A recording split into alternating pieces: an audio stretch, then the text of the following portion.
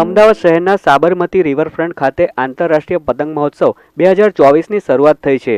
રાજ્યના મુખ્યમંત્રી ભૂપેન્દ્ર પટેલે આજે આંતરરાષ્ટ્રીય પતંગ મહોત્સવ 2024નું ઉદ્ઘાટન કર્યું હતું.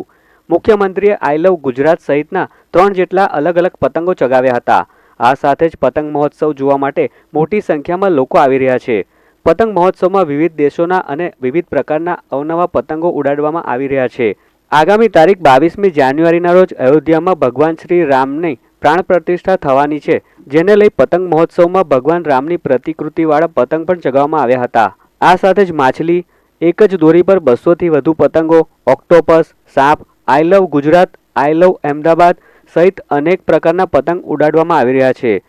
ઉપરાંત 55 દેશના 153 આંતરરાષ્ટ્રીય પતંગબાજ, રાજ્યના 12 પતંગબાજ, 68 રાષ્ટ્રીય પતંગબાજ, ગુજરાતના 23 શહેરના 856 પતંગબાજો પતંગ મહોત્સવમાં ભાગ લીધો છે.